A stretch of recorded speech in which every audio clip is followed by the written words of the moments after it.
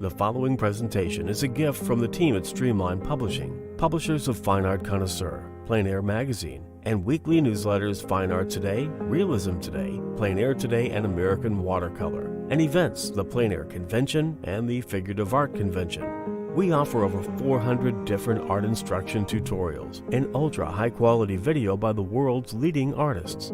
If you like what you see, help us support our artists and our team with your purchase. Each video aired has a special discount code for today only in the comments section with a link to the video offered.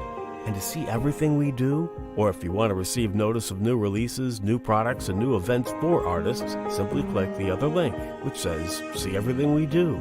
Thank you. So what exactly is this global virtual painting event called Plein Air Live?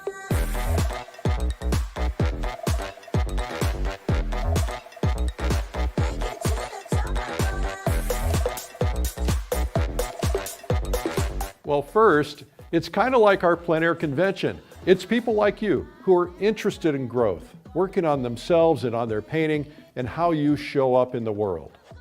This year's amazing faculty includes the incredible Jill Carver, landscape legend Scott Christensen, the incomparable Kevin McPherson, Catherine Statz, Joe Paquette, and many more to come. Let's make our own personal growth a priority and be one as a plein air community worldwide.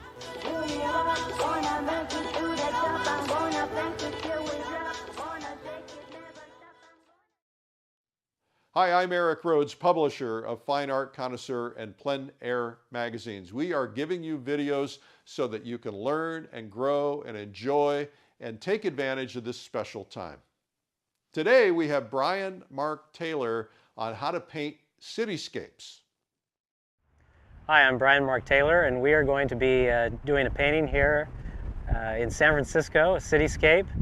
And it's a beautiful spring day and a little breezy, and we had a little bit of rain this morning, so the sky is quite clear. But a beautiful, typical day, spring day in San Francisco.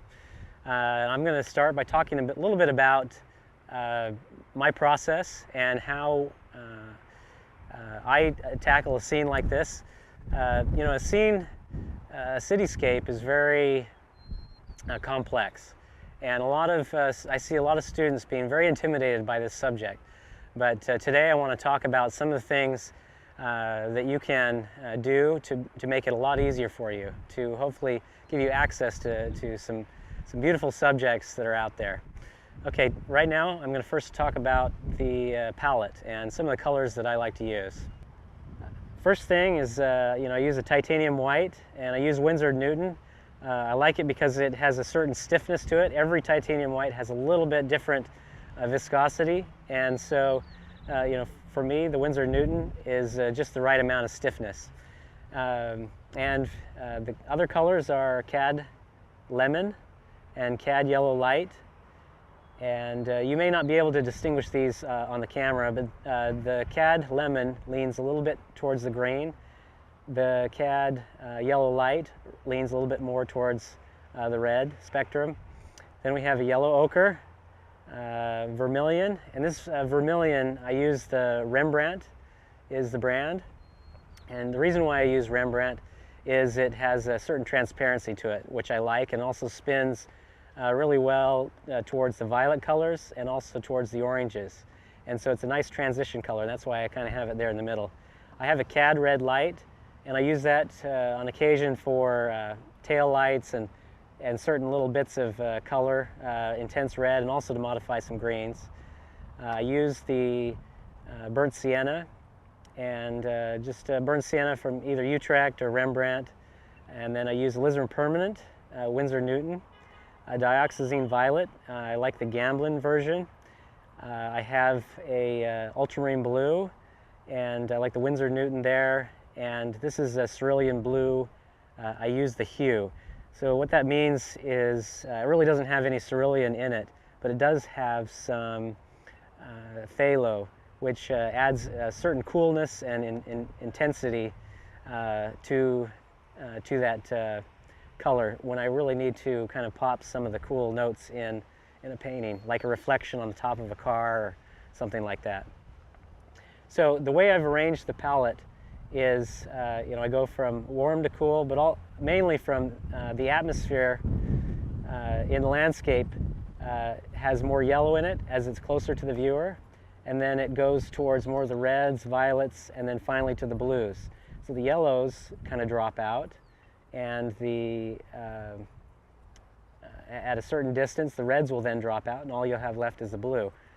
Now, with a cityscape, a situation like this, it's very busy. We've got cars moving, we've got people walking back and forth, and some people want to talk to you, and it can create some distractions. So it may be a little bit challenging to concentrate, but at the same time, if you're open to some of that, some of those environmental aspects, it will add that energy and that excitement into your painting. So, we don't know who's going to come stop by as we're filming this, but I can guarantee it'll be interesting and exciting. Okay, just to talk a little bit about some of the brushes that I like to use. I have some of these Signet Classic Robert Simmons brushes. I use the bristle brushes. In the smaller sizes, I like the flats. In the larger sizes, I like the brights.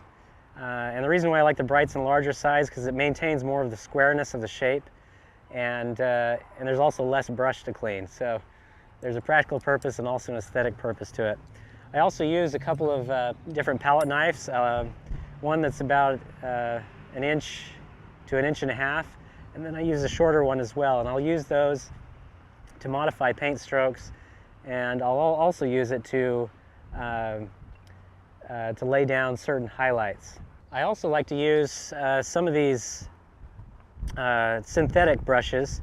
One thing that's different with these the bristle brushes is this will lay down a lot of paint. It grabs the paint well, and you can lay down a really nice expressive stroke.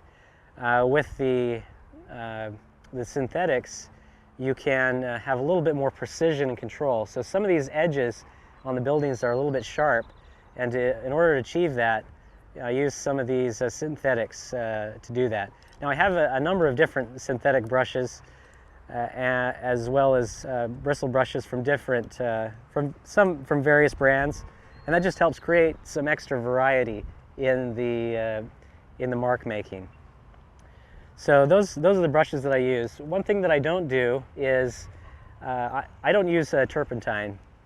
I like the paint how it comes straight from the tube. The manufacturer spends a lot of time just getting a nice, beautiful consistency, and I've chosen each of these paints because of their consistency as well as their tinting and color strength, because I like the way that it feels and handles. If I take some turpentine and mix it in with the paint, then it kind of ruins that creaminess or consistency that I like. So instead of using the turpentine, what I actually do is I just wipe my brush very frequently. And you'll see, I've got my roll of paper towels here under my arm, and I'm going to wipe each brush very frequently. And if I have a little bit of paint still on the brush, that paint will help unify all the colors that I have in a canvas. Especially when we're dealing with a cityscape like this, none of the colors are going to be that brilliant or that intense. More of the color relationships are going to be subtle, and so by just wiping off the brush, that'll be plenty. But I will, if I have to change value, or especially with the sky, I'll use a separate brush. So for instance, with the sky, it is very blue, and it's clean color. And if you muddy up a blue sky, it tends to look bad. It looks too heavy. You need it to feel light, and so that's why you need a clean brush, especially on on the sky. Okay. So as we get going here, I'm going to first do a smaller painting, an 8x10, and just get the value pattern. And I'm just going to show, how I'm going to get down the composition and kind of the basic values, the light side and the shadow side of each object, or general mass. And it's just so I can get a quick, kind of a graphic look at the the scene, because it's very complex, and I'm going to do a larger painting afterwards, but I'm going to base it off of some of the decisions I make here on the smaller piece. So this is, if you're going to do a larger piece outdoors, it's usually good to throw up a little canvas and make sure that you got the masses and the arrangement where you want. So instead of sketching, with a sketchbook and charcoal, I find that for me it's a lot better and a lot quicker to actually mix some of the colors and values just with paint on a smaller canvas before I go to something a little bit larger. Now, in general, when I start a painting, I'm just going to go in. I don't tone the canvas. Again, I'm not using any turpentine. I like to have just a raw white canvas because it's a little drier feel, and it gives me a little bit more control over the surface. And also, if you start with a white canvas, then you won't have a tendency to mix your values too dark. So that'll keep me from mixing that value, especially in upright mass. With these trees, you squint down, these trees in the foreground and kind of the darks underneath the cars are some of the deepest, richest tones there.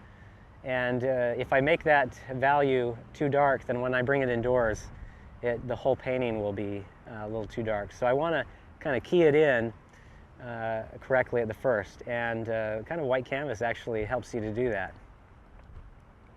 So that may be a little bit different than kind of the traditional way. The traditional way that is taught is to put a general thin coat and work from thin to thick. For me, I just want to it's a very direct method, and I just go right in with the paint, how it is, and then I build it from just this regular consistency. I'll build the paint up even thicker in certain areas. So here I go. I go ahead and start to lay in the basic design. I need to figure out where kind of the center of the canvas is. So just take a little bit of a measurement. So it gives me roughly the center. Now I have this beautiful road, and that's one thing about San Francisco. It's got all these hills. It's and for that reason, it's one of the most beautiful towns in America, if not the world. It has a very dynamic landscape where the buildings, you add the buildings to it, and it becomes quite an interesting design challenge. Now, what I want to do is just I'm not worrying about linear perspective right at this moment, although that will come into play. I just want to get right here at the beginning a basic, as I just look at these shapes, some of the basic lines.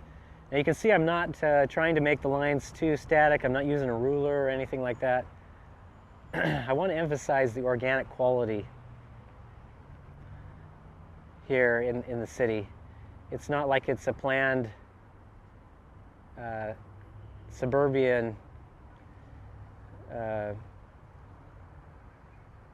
housing project. This is something that kind of happened naturally over years, where buildings were built and torn down, and so it's developed kind of this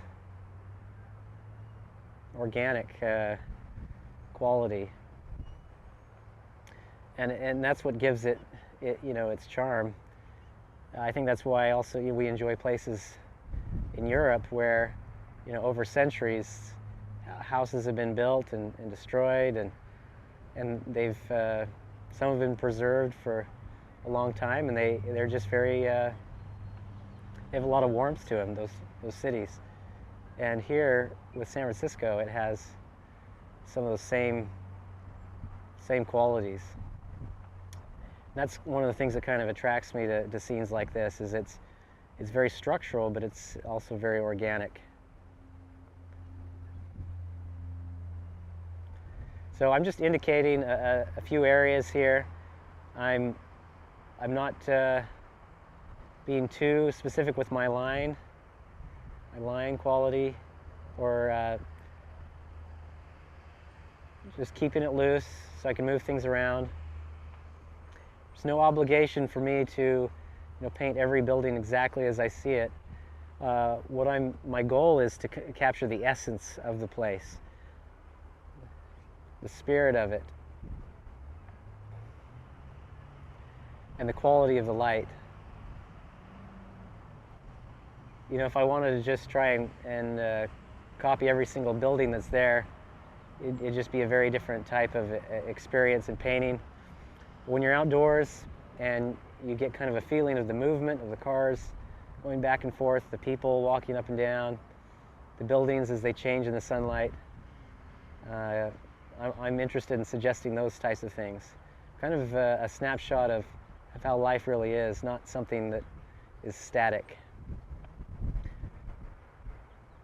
So I kind of have a series of kind of calligraphic strokes where I use some dots to indicate things, and then also a few lines here and there. And I'll cover up, all these lines pretty much.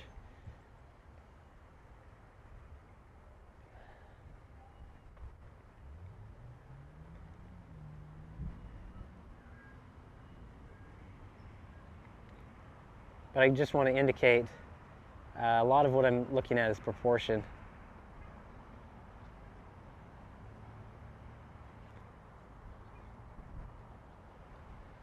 Okay, generally speaking, that's kind of what I need to get started here. You can see I've zoomed in, I've kind of cropped in on the painting. That's one thing is, looking at a scene like this is kind of like looking at the Grand Canyon, where you have so much information that you have to limit yourself. You have to say, okay, where's enough that I can show enough of the composition, design, the city, without just having a total concrete jungle. Okay, I'm going to go into a little bit bigger brush now. I'm going to start by mixing the darks.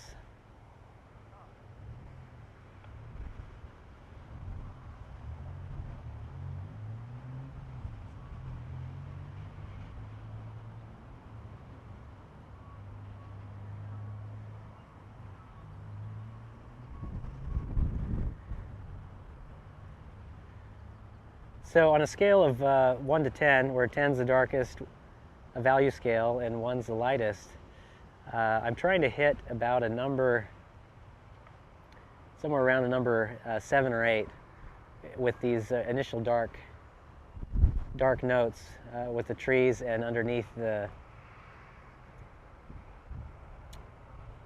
notes underneath the cars. The reason why I don't want to go 10 there, even though I see it quite dark, is again, it will make the painting feel too deep in tone. So I'm just adding a touch of white in there to kind of back off those darks.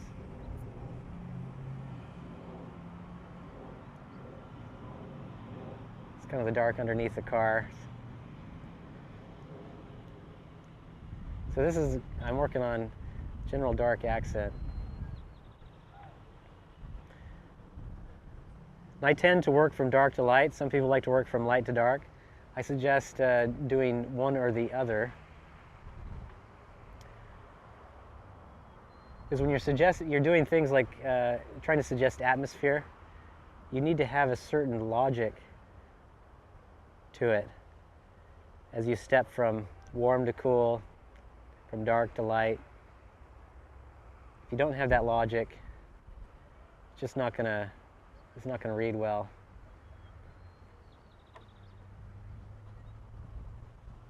And you're gonna get confused with all these different values. Okay, so now that I've got those initial darks laid in, I'm going to do the general mass tone of these trees. So I'm just taking a little ultramarine blue, a little bit of cad lemon,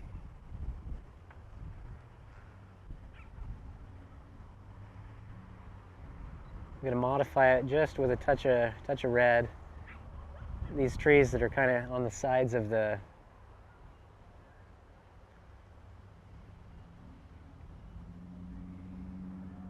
sides of the road have a little bit of a red quality to the leaf patterns. So I'm gonna just lay that in a bit. I'm just doing the general average shadow tone.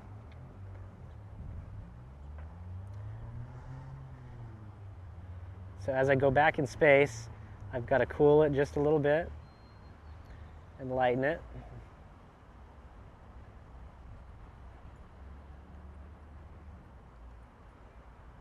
Again, I'm still just looking for an average.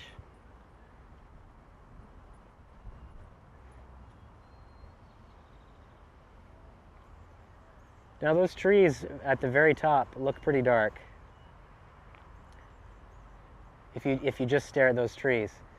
But if you compare the trees up here to what's going down here, you can see how much lighter it is up there.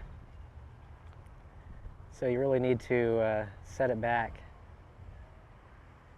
So I'm not spending a ton of time on this or worried too much about the drawing,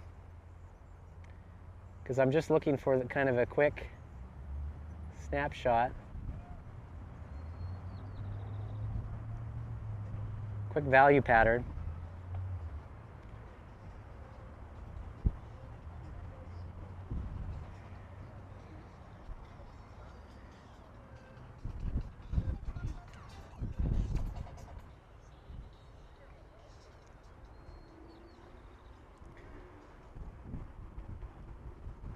Okay, I'm going back to kind of across here where you see those trees going back in space. You see the trees kind of coming here forward. Here's the buildings on either side.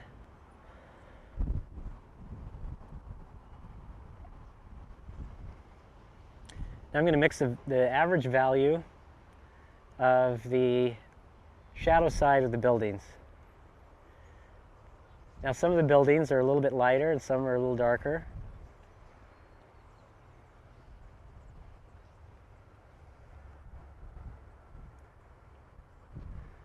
So I'm going to just start with where I feel is kind of an average.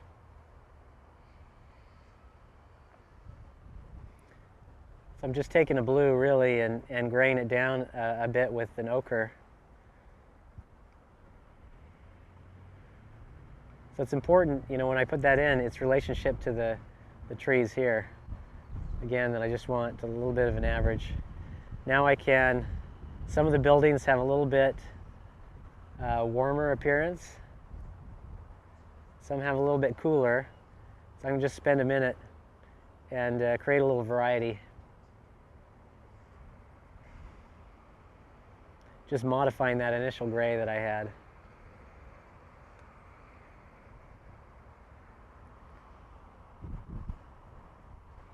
Again, I'm just working in on the shadow side. So when dealing with a complex painting like this, you have to simplify. One of the ways you simplify is first squint down.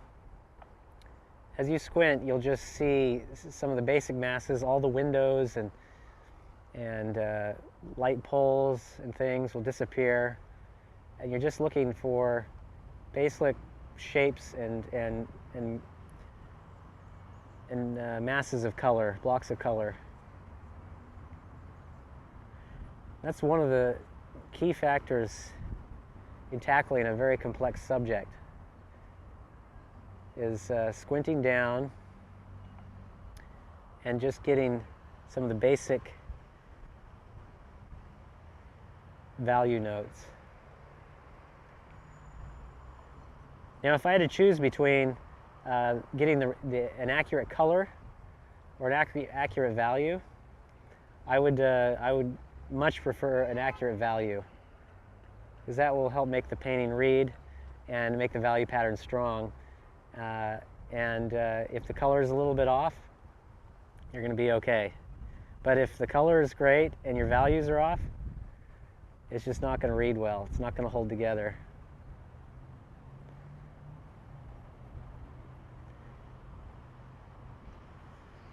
Okay, so you can just see I'm just laying this in. Not super thick at this point, but you know, full strength paint. And I'm leaving some of the white showing. That kind of adds to the texture of the finished painting. I'll leave some of that in. It adds to the piece.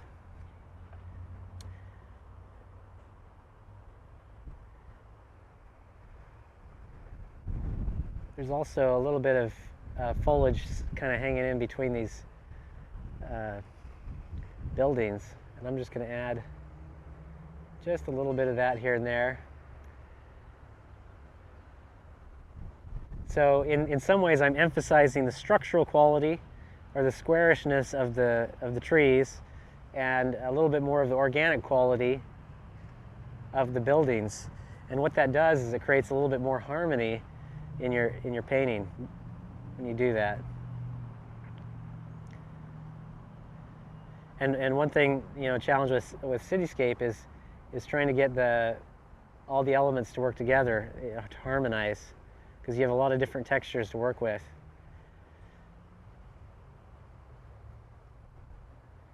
Okay, I've got some shadows that are going across the street. I'm going to lay some of those in. And I don't need to, you know, worry about copying every single little shadow, but just select the ones that work for the painting. Because the viewer doesn't know what buildings are off on this part of the painting, what would be casting the shadow. So wherever you decide to do can work, as long as it has some variety to it.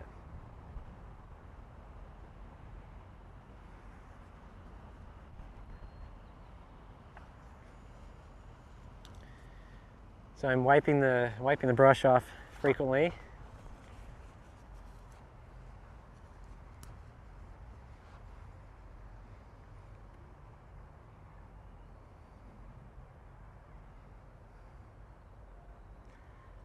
Now, one thing, if you want to paint in a looser manner, have that kind of energy in the brush stroke, I find that it's better to do it right at the start. Because once you get down the road and you put all this time into it, all the hours, it becomes a little too precious, and your brush work tends to get a lot more careful.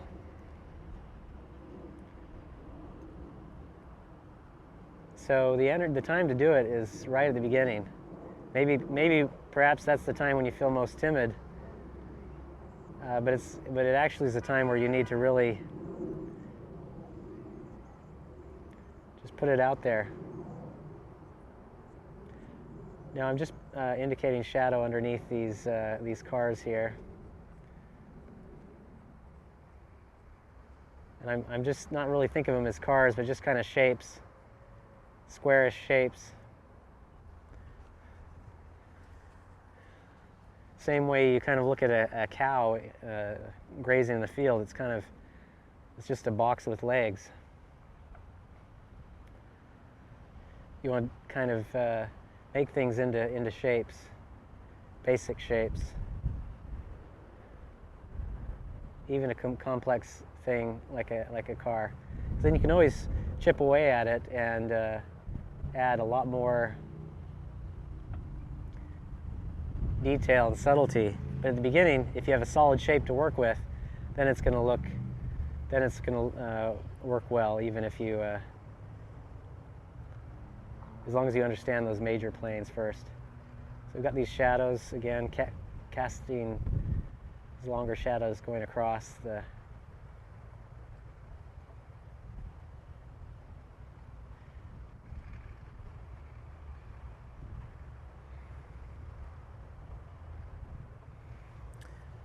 along the street here. So again, this is just the average shadow in the street. So I'm working on all the shadow areas first. The shadows are the key. The light's moving quickly, especially in a cityscape, it gives you a little bit less time because the shadows can really make dramatic changes. So you don't have any more than 3 hours to nail a painting. If you start a painting in the morning, you can't go past noon really, because the shadows will be on the opposite side of the building by 1 o'clock. So here we've got afternoon light, and the shadows will be fairly consistent. They'll just keep getting longer and a little bit broader. But once I nail down where I want those shadows, it's got to stay like that. I'm not going to chase the light.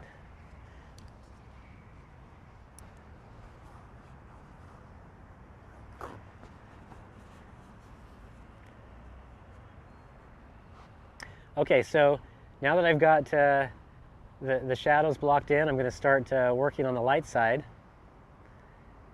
I'm going to go ahead and lay in that road.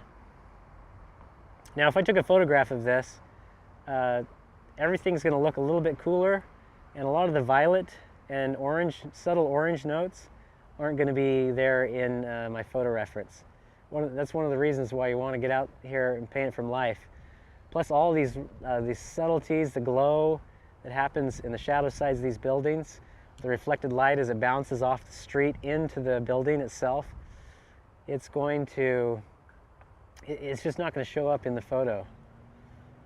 And you know, there are people that do a lot of the cityscapes, and they do them from photographs. They have a lot of finesse or detail to them, but they kind of feel a little dead. And one of the reasons why is, if you don't study from life, you're just not going to develop that quality of light that you can achieve when you come outdoors. Now, if I were painting, field or mountainscape or seascape, I would approach this very much the same way, where I would first start with my big basic shapes, and I would work in the shadow first and then go towards the light.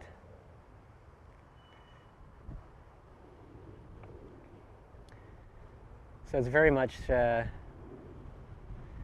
same process. But for some reason, when students do a cityscape, they suddenly get really worried about all the windows and doors and different details, the architecture, instead of just kind of observing the generalities. And they really tighten up, get really scared. So it really doesn't need to be that way. You can stay loose and free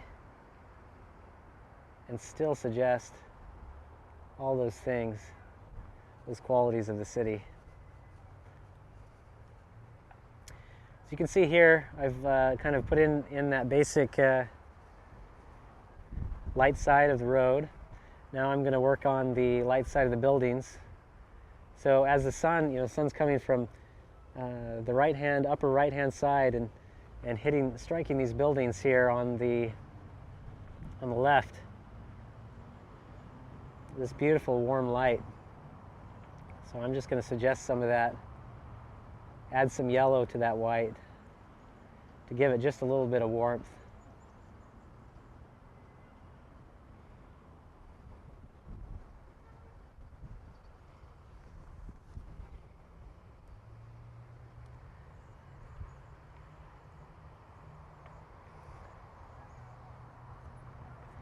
Again, I'm just looking for the general mass, a general tone, not worried about any of the windows or really the architectural aspects, just some of the basic areas that are catching the light.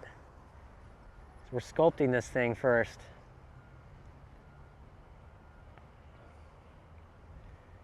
With just some really broad general ideas. And I'll select the buildings, that make the most sense, that has the most interesting quality, that will, we have this really strong directional thing road coming up here, and over here it'll be an interaction as kind of a weaving back and forth. So I'm looking a little bit for that type of quality there.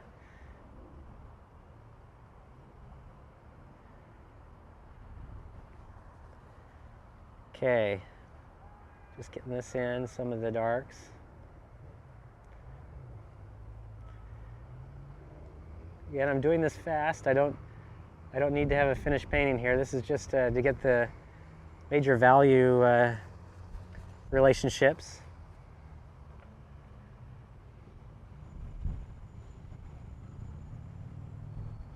I think I'd go a little deeper there. And this will guide me in the larger work that I'm going to do here in a minute. So we've got these these cars here in the corner.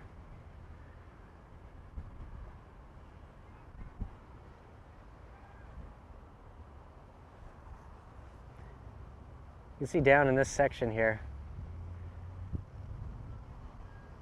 as you compare some of these white cars to the road, the road's a little bit deeper in value. I'll make sure and get that relationship.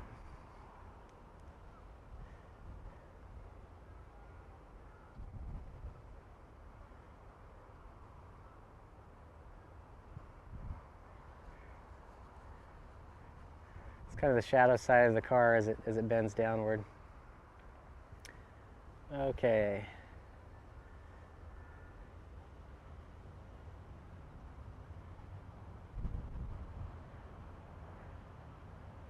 So what I can see, just from what I've lain in already, is this road up here in the front needs to be a little deeper in value. It's just competing a little too much with some of the highlights of the buildings, and I want to knock that back just a little bit.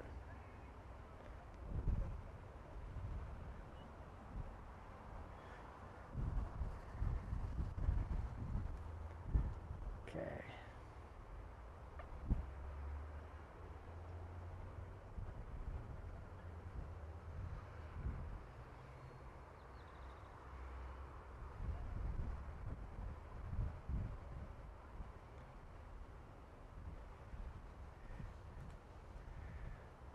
Okay, so once I add the value of the sky, then we'll be able to get a general idea of how our values are going.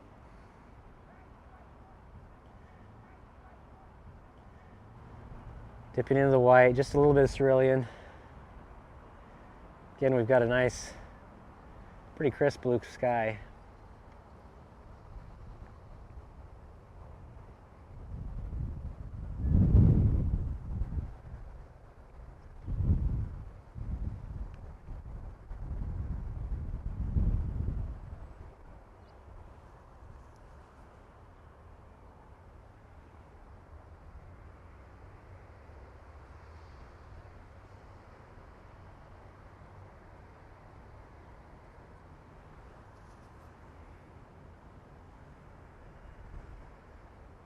You can see I'm not modifying the strokes too much, just keeping that kind of fresh feel to it. Don't want it labored at all.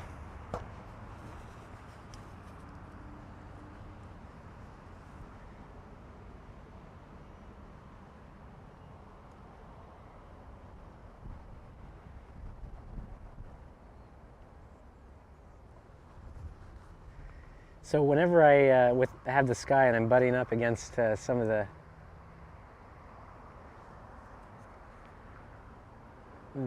elements of the land, I got to make sure and wipe it every single time I put a stroke down to keep that sky clean.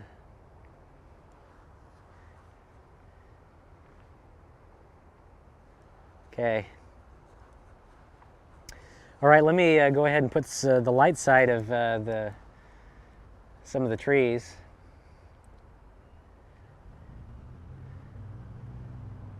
And what I usually do is when you're mixing colors, mix the light side of the color, or the general mass like these trees, next to the shadow side. And then you can get a nice comparison.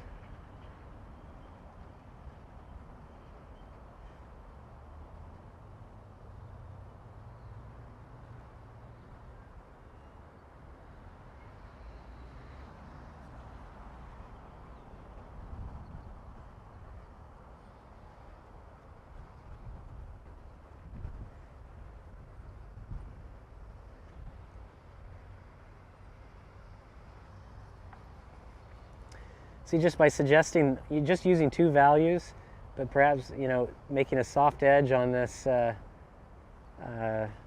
that form, that's about all you need to suggest the roundness of those trees.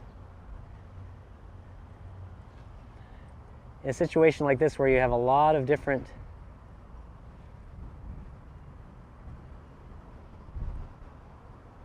objects with different value and local color, as simple as you can keep each one of those objects, the better your painting will read, and the stronger your value pattern will be.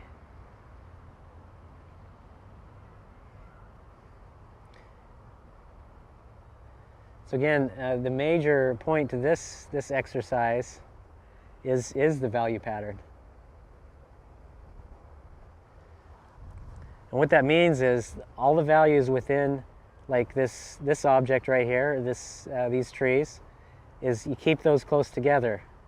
Same thing with the road. The value of the shadow and the light of the road kind of read as one, and then also the area of the buildings general, they have a specific relationship and read as one. So they all separate from each other. And that gives you a stronger value pattern. And as the experience I've had teaching, both at the Academy of Art University and privately teaching workshops, is the value pattern is one of the number one toughest things, but most important things to convey. And I think the reason is when you look at this, if you don't squint down, you start seeing highlights, and you start saying, well, that tree, is just really getting hit by sun, so it just needs to be brighter. And then you start making it brighter and brighter until the value starts competing with, the buildings, and that's what happens. And that destroys more paintings than anything I know.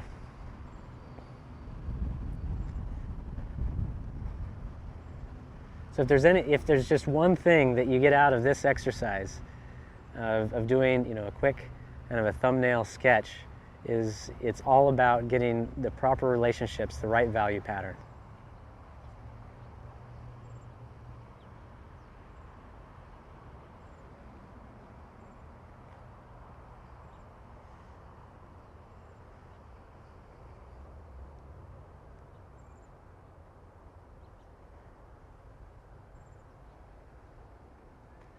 So since this is much cooler back here in the distance, these trees, instead of using a warm red or an orange to gray that back, I use an alizarin, cooler red.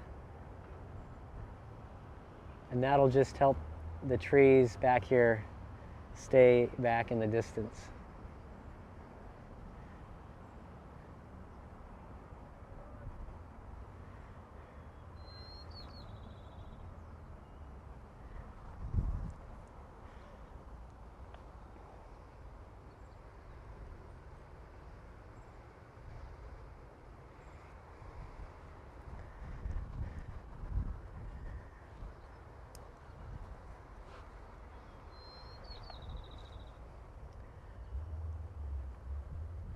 Okay, so I'm just going to add a few little accents here just to make sure I know where I'm going on the larger one.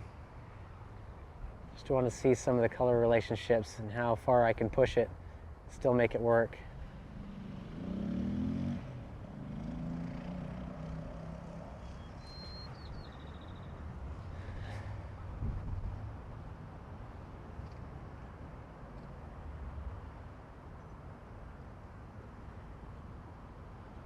So there's an area too over here that's kind of catching the light. The majority of the light on these buildings is being caught on this side.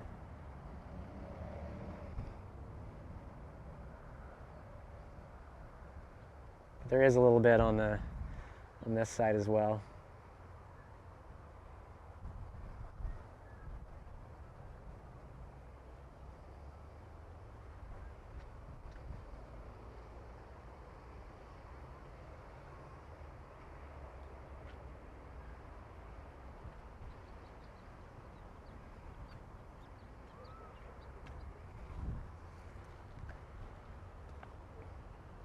So what I've done, I've kind of put all these masses of color next to each other and haven't modified the edges at all. I'm just going to quiet down a few things just to make sure that my value pattern is where I want it to be. So back up here, you know, I see the road getting a little bit deeper. Just want to set that back just a bit.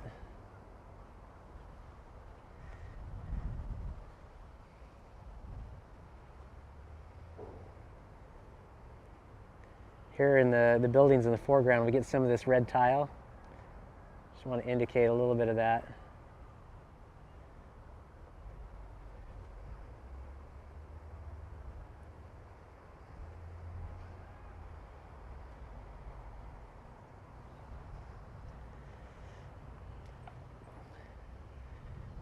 And of course, one of the things I do need to suggest is, you know, what kind of situation am I going to do with the cars? Which ones am I going to select? What will add to the design? You know, when I look out there and see a couple cars, the way they're driving up the street or down it towards me, you know, which ones are going to kind of add to the design and the overall mood of the piece?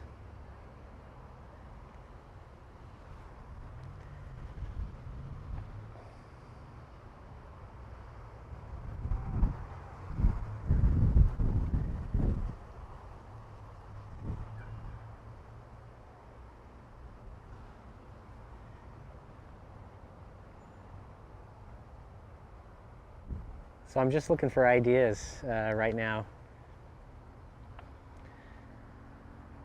where I could place a car.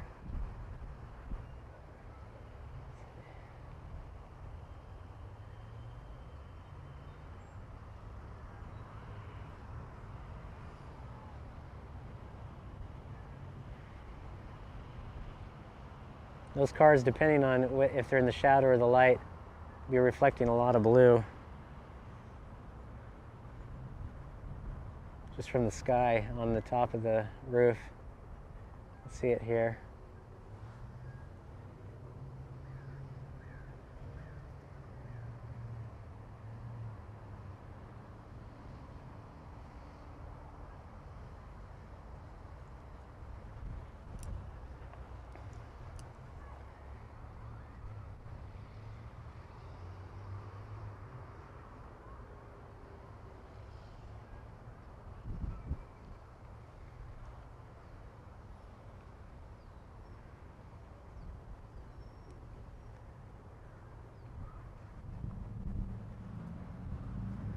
So one thing I'm going to do is just, once I kind of get it in here,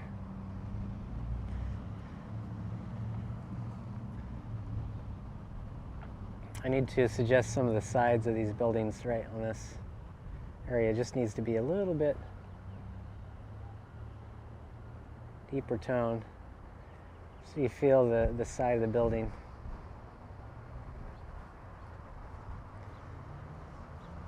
Okay, so at this point, you know, it's quite, the shapes are solid. The general design idea is there. So I just need to step back and see if how the values read.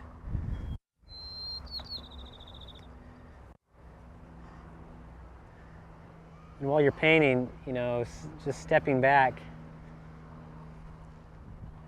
could let you know if you're in the right, if it's holding well, even at a distance.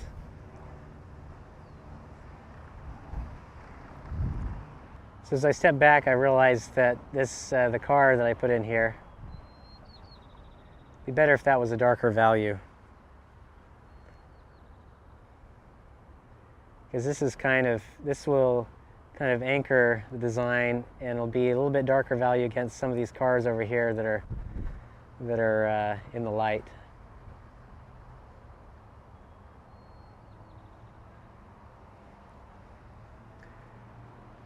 Okay, so that's just a very basic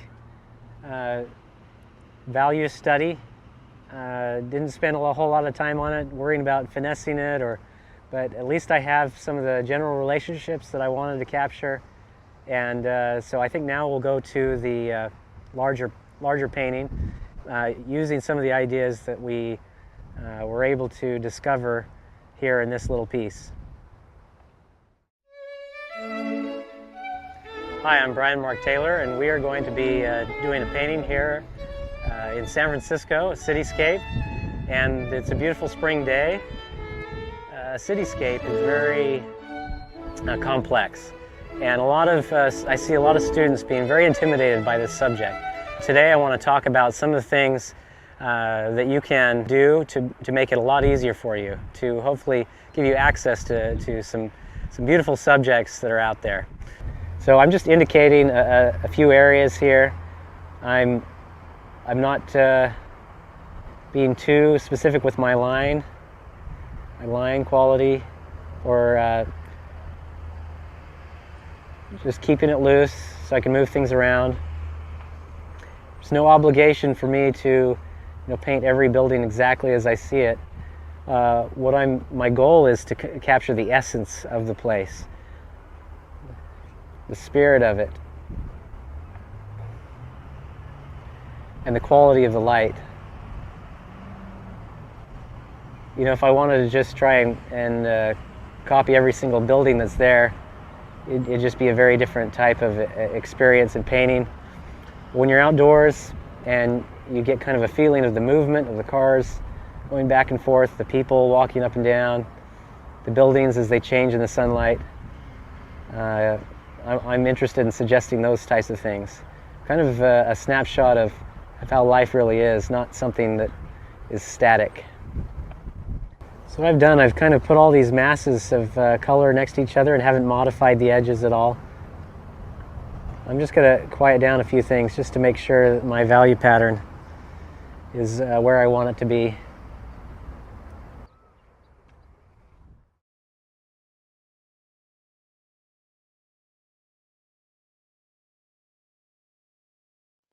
Well, that was Painting Cityscapes with Bryan Mark Taylor, and you can learn more about it at lilyartvideo.com. Remember, there's a special discount code today only in the comments section. We'd love to have your comments too. Now let's get right to an interview with Bryan.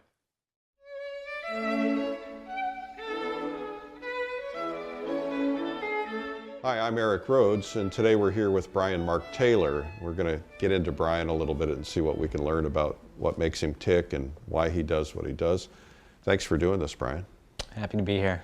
So I'd like to understand, first and foremost, how you got started. What got you into art? What are some of your first memories of art? I think, I didn't come from a background necessarily where my family or my father were artists. They were farmers, and up in Idaho, and before that, they came from Europe, mm-hmm. and you have a history of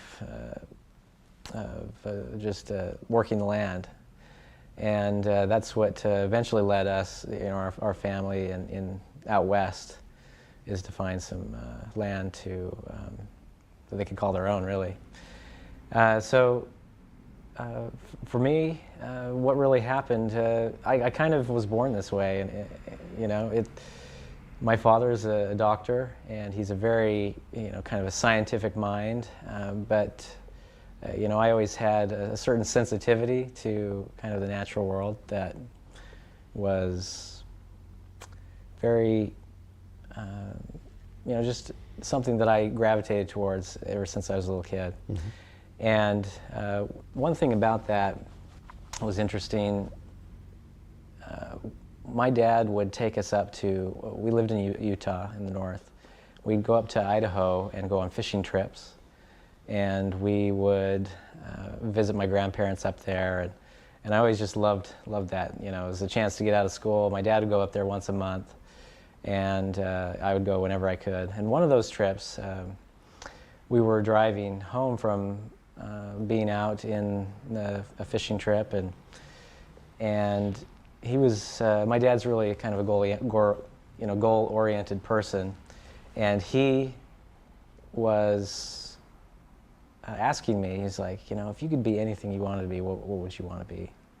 And I was 8 years old at the time, and you know, I told him point blank, I wanted to be an artist, and it totally blew him away. In my family and the kind of the family culture, being an artist was something you did maybe in your spare time or as a hobby. It never was necessarily taken seriously, and so it just kind of came out of the blue. But my dad was a person where he believed that it doesn't matter what you did, as long as you did it with, you know, total passion, with all your heart, then you would succeed in it. And so he was, to his credit, to my mother's credit, they found a school for me. And so after, you know, regular grade school, we'd go out, or I'd go and start taking art classes. And that really started my formal training. This is, you know, when I was 8 years old. So I really had kind of a passion for it, and I kept following that passion through the years, and wanting to pursue a career in art. So what was your course from that point forward? You took some art lessons when you were a child, and then you went to high school. Were you studying continuously through that entire time? Yeah, through that entire time. I was, you know, just each year it seemed to gain more interest, and I try different things. I'd be exposed to, you know, there are a few artists that I was able to take private lessons from, and so I was always doing that, and that helped fuel it. I was an active reader as well, so my imagination played a big part of that. I was interested in kind of some of the fantasy art that was in its infancy at that time, but now is kind of a full-blown movement. Although as I got older, I was more interested in reality than some of the fantastic type of elements. But that was kind of that was a start for me, and something that you know, along the way I always had some teacher that I would kind of sought after and was able to learn some things from. And eventually, when I graduated from high school, I went to a workshop with the Cowboy Artists of America. Gary Carter, one of the cowboy artists, he was kind of one of the senior guys, and he saw my work, and he said, hey, why don't you come up and just come to the workshop? And that was just an excellent exposure for me. You know, just kind of opened my eyes and to some possibilities of painting from life. And that's about 17 years ago when that happened. And I did my first plein air painting at that time. So that experience, although when I went to college, went to Brigham Young University, there was more kind of modern or postmodern aesthetics, where concept was very important. And so there were a lot of different types of work going on at that time period, and so I did a lot of experimentation, and, you know, did etching, did lithography, sculpture, you name it. I kind of tried all the different mediums, but my heart really wasn't in the whole spirit of the movement of kind of the postmodern aesthetics. There are certain things that I couldn't swallow, and so I found that, you know, after that time, I needed to search. I needed to find a place where I could study again from life, and study kind of the beautiful natural light, all those things that I'm interested in now that weren't really happening then, because it was more about, you know, what you come up with, kind of your, you know, whatever comes out of your head, or whatever kind of theory you develop. You know, that's what the painting was about, the concept, in that early kind of that period of my life. And were you a rarity? Were you one of the few people at BYU who was interested in realism? Yeah, I felt very alone, actually. I didn't feel like there was any group or instructor that I necessarily identified with. And so I actually, while I was graduating, finishing my work, I did a show that had nothing to do with anything I learned, really. Well, that's not true. There certain theoretical aspects were important for me. Certain kind of metaphysical types of things were important at BYU, and I really kind of was grounded in that way. But as far as the technique and the direction I wanted to go was totally different. So I put together a one-man show on my own, and found a gallery that showed my work, and we put together a show. And actually it was, since I lived in Italy for a couple of years, I was a missionary there. We put this show together, and it was a huge success. And so it was kind of my first one-man show, and that happened in 1999. So at the time, you were what age? College age, I guess. Yeah, I was 22, and I had no idea what I was doing, but I knew that this is what I wanted to do. I'd make it, make a go at it. And I didn't get a whole lot of help from other, necessarily the faculty, or because I was interested in my own thing. So I kind of put it together, and with the help of my father was helpful, and I was married at the time, so my father-in-law was helpful too, and we put it together. So you ended up in the Bay Area. How did that happen? So after I graduated from BYU, I took a year off and tried to decide, the education I got didn't get me the skill set necessarily that I was interested in, so where can I go to get that?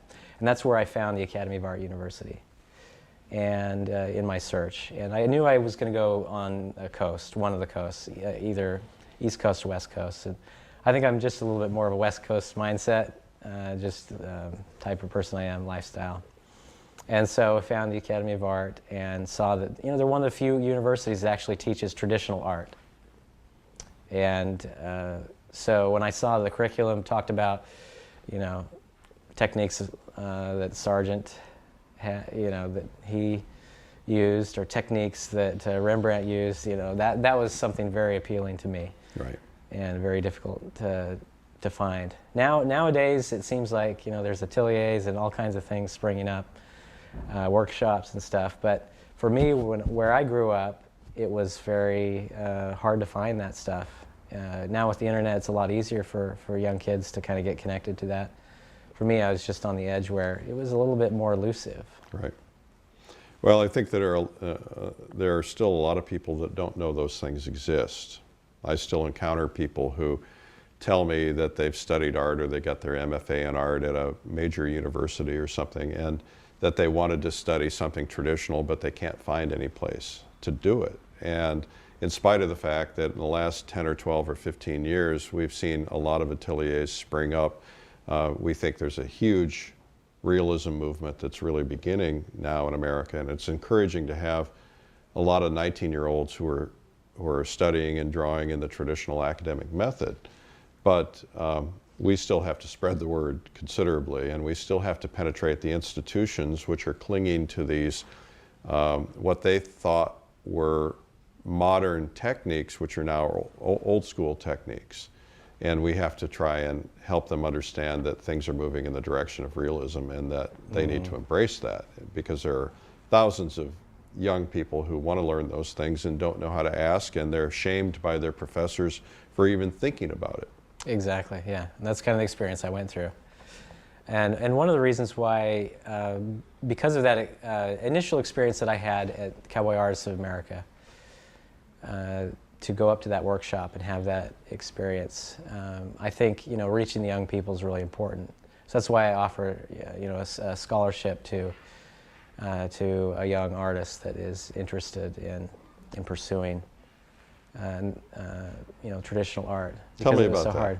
What's your scholarship? So basically what I do is it's an open invitation, and I have young artists that have applied, and basically it's a free workshop for them to come, and so that I can basically have a conversation with them about what's out there, and give them the exposure they need so they can make an informed decision.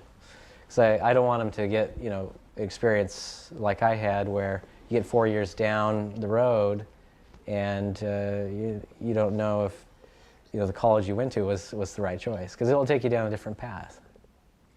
So you have an interesting perspective that a lot of artists don't have, because many people who are full-time artists, who are supporting themselves as artists, who have families to support, have kind of started out where art was a passion but a hobby, and they've had to have a form of income in some other way, whether it be a professional or whatever, and then they get to a point where they hope and strive to get to the point where they can release themselves of that and paint full time, and sometimes they have to build up to it. You took the opposite track, from what I understand. You became an artist full time right out of the box, right out of school. And what was that like for you? What was the struggle, and is it still a struggle?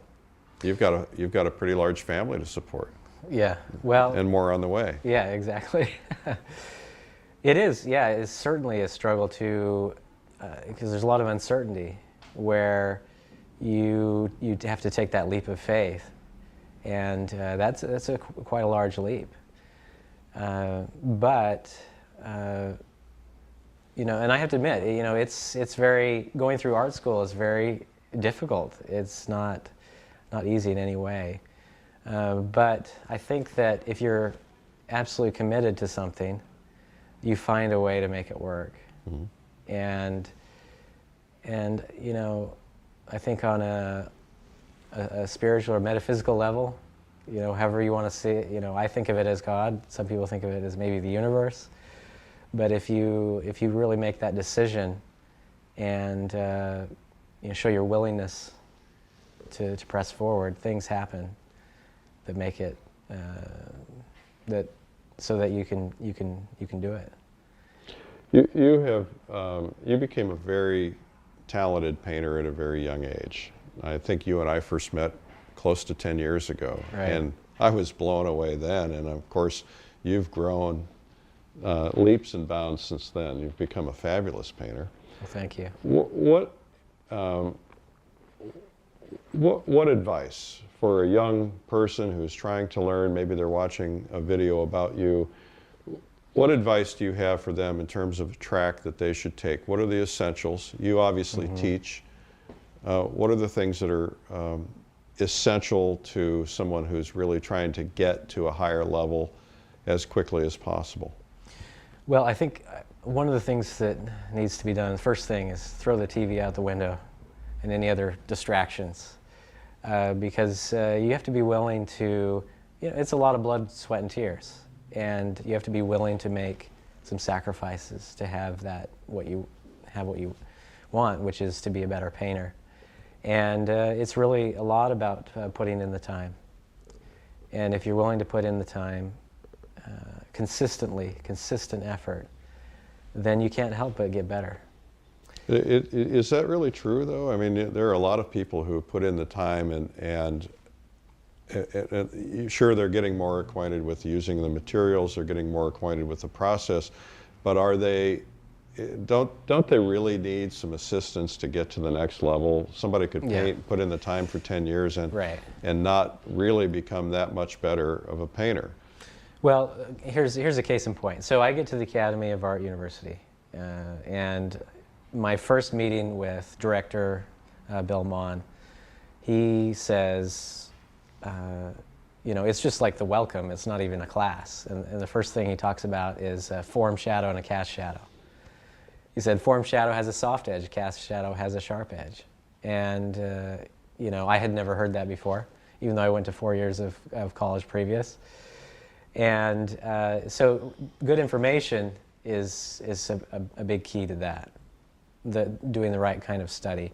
And if you look at history, the past 2,000 years, and you see the development of traditional art, where you're trying to create the third dimension, the big thing is atmosphere in landscape, or light and shadow, chiaro scuro in portraiture, or anything like that.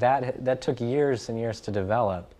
And so there's definitely information that has been passed down that can help you get to those solutions a lot quicker. So I think that's a big part of it, is getting the right information, the right type of thinking, if you are interested in getting that sense of the third dimension or realism, or whether it's painterly or it's a little tighter.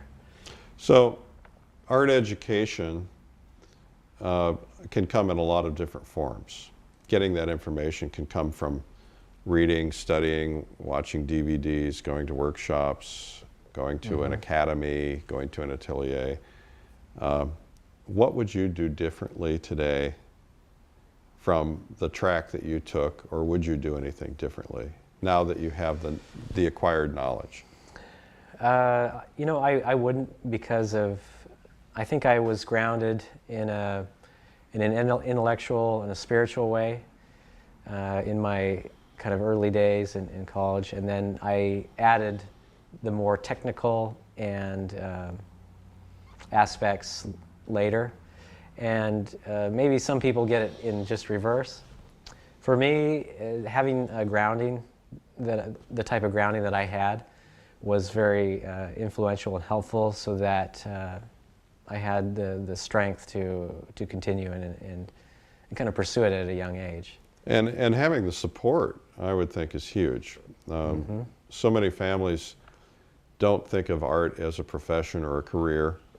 And especially if you come from a family perhaps like yours with a doctor, father, probably an entrepreneurial spirit, and it's not something one naturally necessarily dreams of their child becoming. Right, You know, right. you should go out into the market and become a doctor or make money in other ways. Yeah. But it sounds like your parents were encouraging. Yeah, definitely encouraging. And I think that also the thing that they taught me was this kind of self-reliance.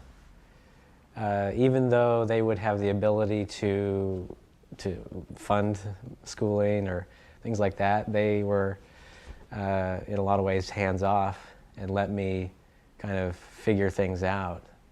And that gave me, so I could develop the necessary skill sets to take care of myself and now my family. So certainly I had some of the moral support, and that's huge.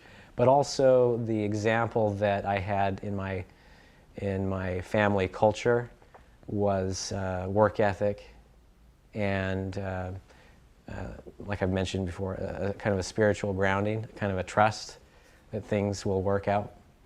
And that if you have those things in place, you know, you're taking care of the big things, then these other maybe smaller things will fall into place. And that's certainly been the case with me. Bryan, why do you paint?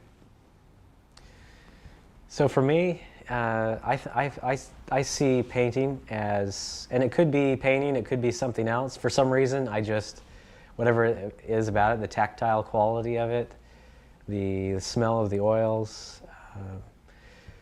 But I feel that it is really an internal and a kind of a spiritual refinement.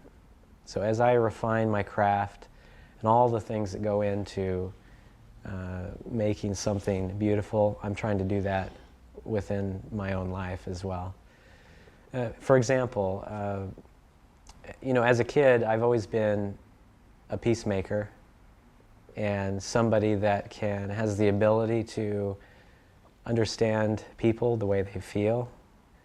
And you know, as a kid in my neighborhood, a lot of the neighborhood boys and girls couldn't play together, or they had, you know, the conflicts and things like that. But if I could be there in kind of within the group, I could get them all working together. We need you in Washington. So, you know, I just have that kind of ability to kind of keep, you know, bring all those things together. And I feel like I do that also in my work. That, you know, in a search for bringing various elements that are discordant, to bring them together into kind of a harmonious way. you know, that's what I try and do. So I see it kind of as an extension of my voice. I preach sermons on Sunday and teach youth and talk to them about their lives and how to make good choices so they can, whatever they want to do, could be the most successful as possible. Kind of like what my father did for me. But at the same time, I think with painting, it can do that too. It can bring joy, peace, and consolation to one's life. Maybe that's one of the bones I have to pick with postmodern aesthetics, is that one, beauty has kind of been thrown out, and the other is kind of metaphysical or the spiritual aspects of things that have perhaps not been given their rightful place, which they've had for hundreds or perhaps thousands of years. When I was in Russia, I noticed there was a deep spiritual connection with the artists that I was dealing with. Most of them were strong Orthodox, Russian Orthodox. And so I asked one of the painters about their spiritual connection when they were painting. And one said to me that he was in a continuous state of prayer when painting. How does that? Is there a similar kind of a spiritual connection for you when you're painting? Do you find yourself in a form of a higher state or a meditative state or something like that? Well, that's kind of when I'm searching for a subject out of doors. Usually I wait until I feel that spiritual power.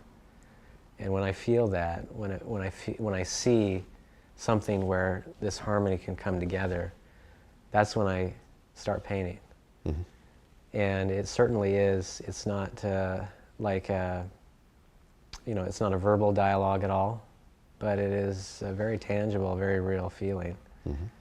And certainly that's something that I try and have that connection in all my works. And certainly the best works that I feel I've done up to this point have this strong connection. So that begins the discussion about process.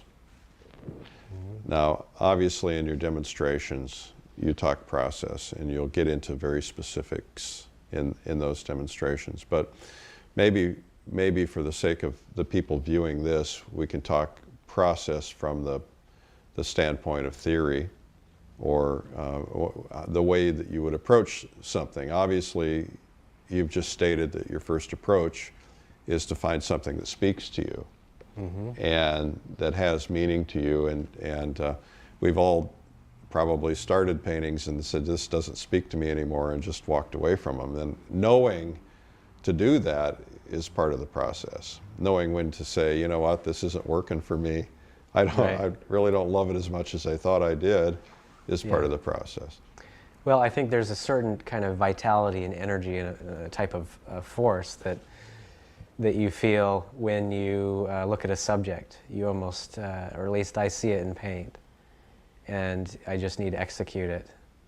And it almost kind of flows just so naturally. And even with all the time that I spend building technique and honing that technique to a razor's edge, when it comes to the time of that inspiration, that technique is kind of in the back of my mind, or almost not even thought of. And it's just all about executing that vision. And so part of it comes from a lot of experiences that you've had in the past, you know, as you recall those. And those powerful kind of spiritual manifestations, they often come back, you know, as memories and can add to what you're doing right at the moment. But at the same time, there is also just, you know, the place that you go to. You know, like a busy cityscape with all the buildings kind of stacked up against each other. You see and feel a lot of the humanity, you know, each little ego battling for existence and for importance and to be loved and appreciated, and having to harmonize with the world that can sometimes be cruel, but sometimes be great. We have all those moments. And so capturing some of that too, what other people are feeling and experiencing. So I wouldn't say necessarily it's all internal, but it's also external too, as I rub shoulders with other people or experience other people's lives, and to get to know what interesting, beautiful things there are about them or what they've created. And I see that in buildings and in man-made objects as well as in nature too. So that's why I don't necessarily, a lot of people will talk about kind of the spiritual nature of things out in pure nature, and I certainly feel that way. But also, and especially when I was in Italy, I felt this kind of harmonious relationship between man and nature, where where man has kind of organized a little space there to make life a little easier for him, kind of organize the chaos that's around us. Right. And so I think there can definitely be a harmonious relationship between what we create and what we need to live and survive, and what's out there in the natural world.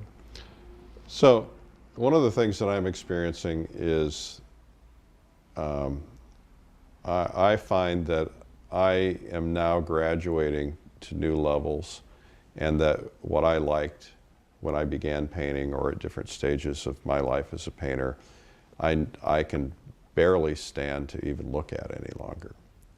In my particular case, everything is becoming gray. And it used to be it started out as a young painter, it started out about garish color, and now I'm finding that my paintings are richer and more lively the grayer they become. What is it for you in terms of maturing as an artist? What kinds of things are you realizing about your graduation to the next level? I think a lot of it, at the beginning, you make some big jumps. You really can make a lot of progress as you learn new concepts, but as you get higher up in your technique, those jumps become a lot smaller, sometimes razor thin, and that can be, it gets a little bit harder when you get higher up the peak. And I just think you have to continue to recognize that you will, there'll be, the refinements get ever more subtle. So a lot of it has to do with not just hitting, the highlight and the halftone just right, but what about the value in between those two? And just real little subtle, quarter steps and an edge that's just a little bit sharper, or dialing the color in to where the relationship is just spot on. So just like a musician, where they're working on getting absolutely perfect tone, or if they hit a note, they know exactly how they're going to go into that note, whether they're going to hit it hard at first and then soft, or soft and then gradually get large. They know exactly how that is going to go, and that's what needs to happen with my brush. Is it needs to be just a perfect execution of what I have in my mind. And it just takes time and refinement. As an instructor, because you teach, obviously you teach at the academy, or you did, and also do workshops. Is it important for those people to find those things on their own, or is it important for you as a teacher to help them, either help them find them, or is it good to just actually give them to them, or is it too soon for them at certain stages in their painting life to be able to take things up to the next level? I think that talking about the fundamental aspects of picture making, and instead of and going deeper, if somebody has the ability to go deeper, I teach to the level that somebody's at, but also trying to get them to that next one. So it just depends on the student, but it really has a lot to do with getting down deeper into those fundamentals, like basic idea of light and shadow. You can really go into that to level 10 or more. and or you can just talk about the surface. You know, this is light, that's shadow, and so the principle hasn't changed.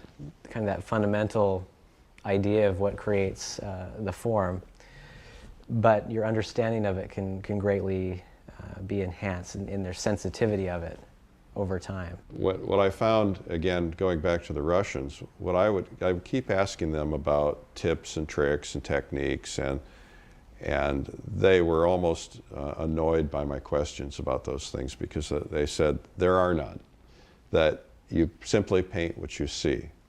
Now, in our culture, there seemed to be more of that tips and tricks type of thinking, in terms of, you know, how to use color, how to use light and shade.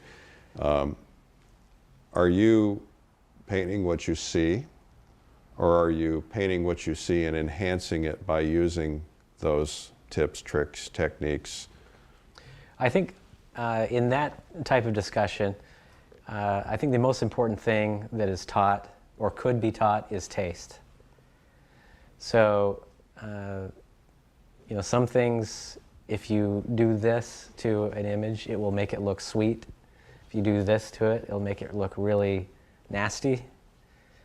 And I think both are kind of a counterfeit on either end. And what you're trying to dial into is something that has to do with kind of a reality or quality of a sincere quality. And how do you teach that? You know, I find in my own walk and trying to get to the next level, what I liked as a viewer, as a collector, I have things that I have in my collection that I just don't even want to put out anymore, because I don't appreciate them any longer. I appreciate what they were to me at the time, but my level of sophistication has grown, but I can't articulate how that occurred. What I try to do with the magazines is to put great artwork out there and make sure people are exposed to it. But sometimes they start at, you know, Thomas Kincaid, and to them that's that's their highest level of appreciation, where others you know, keep going up and up. And the question is, how can that be taught? Is it just an observation thing? I'm an avid reader, and I think that's absolutely critical within painting or in any other discipline.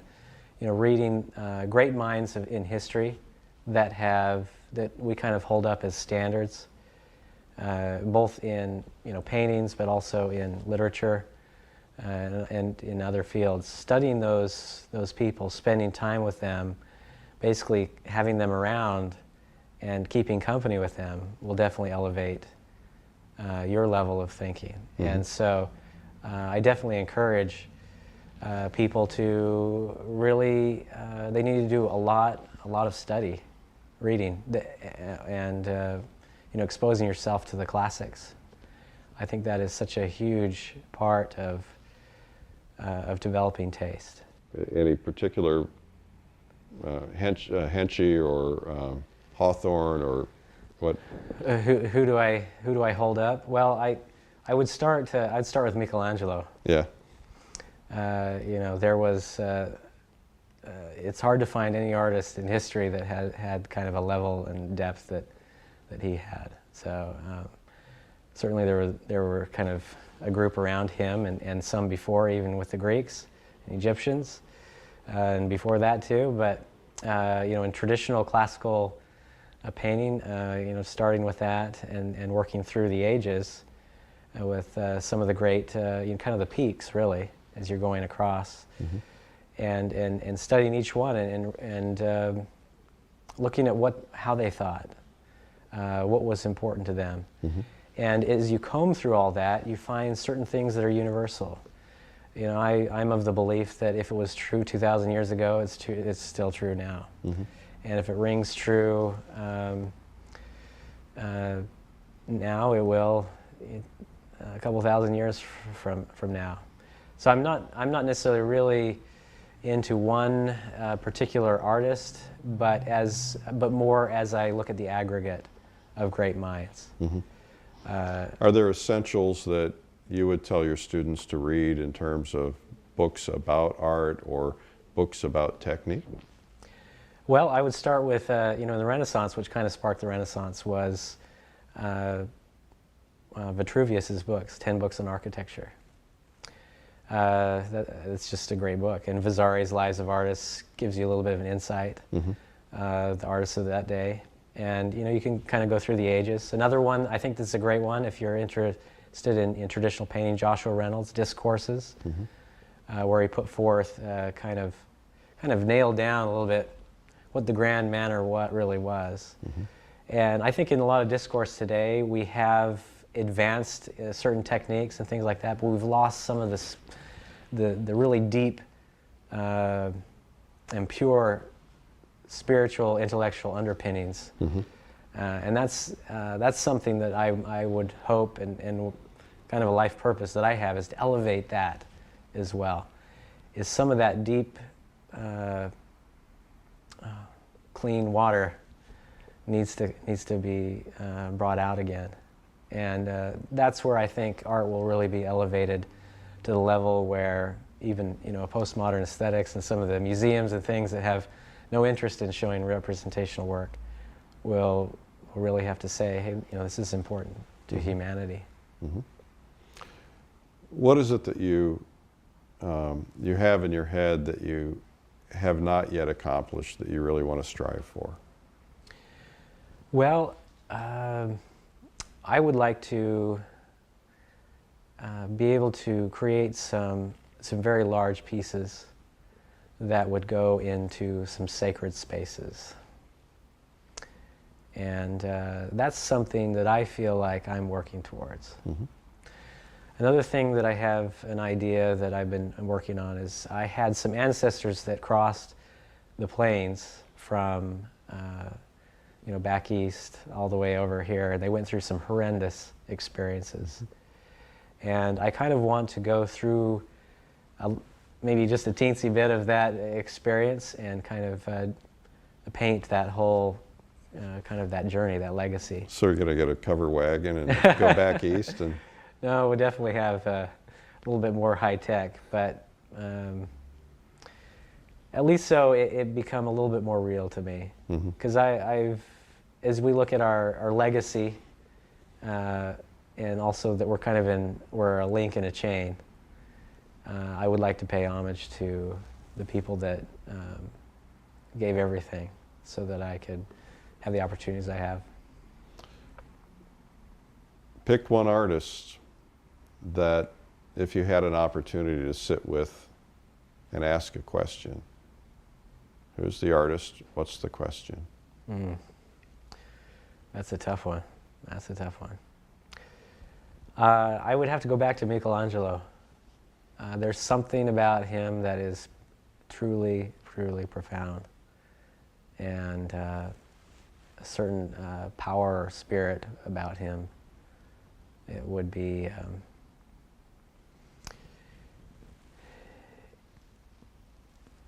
probably I would be interested in how he experienced that inspiration. When he says something like, David, I saw the crack in that marble and I just released him. I want to know how he felt. How he felt when he saw that. And I think when I look at artists, and I think Brahms probably said it the best. I can only paraphrase it, but basically I just recorded the things that I heard in my head.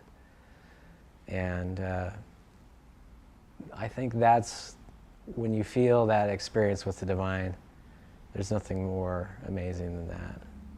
And to talk to an artist on that level, I think. It wouldn't be about technique, it wouldn't be about, but it's just how did you have that connection to create something so profoundly beautiful that we enjoy it, and humanity has enjoyed it and found inspiration, comfort, and all those things through for hundreds of years. Great interview. Thanks for your time today. Thank you. Well, that was Bryan Mark Taylor and painting Cityscapes, and you can learn more about it at lilyartvideo.com. And don't forget about that special discount code that's in the comments section for today only. Thank you so much for watching. I'm Eric Rhodes. Hi, I'm Bryan Mark Taylor, and we are going to be doing a painting here in San Francisco, a cityscape, and it's a beautiful spring day. A cityscape is very complex, and I see a lot of students being very intimidated by this subject. Today I want to talk about some of the things that you can do to make it a lot easier for you, to hopefully give you access to some beautiful subjects that are out there. So I'm just indicating a few areas here. I'm not being too specific with my line quality, or just keeping it loose so I can move things around. There's no obligation for me to paint every building exactly as I see it. My goal is to capture the essence of the place, the spirit of it, and the quality of the light. If I wanted to just try and copy every single building that's there, it'd just be a very different type of experience in painting. When you're outdoors and you get kind of a feeling of the movement of the cars going back and forth, the people walking up and down, the buildings as they change in the sunlight, I'm interested in suggesting those types of things. Kind of a snapshot of how life really is, not something that is static. So what I've kind of put all these masses of color next to each other and haven't modified the edges at all. I'm just going to quiet down a few things just to make sure that my value pattern is where I want it to be.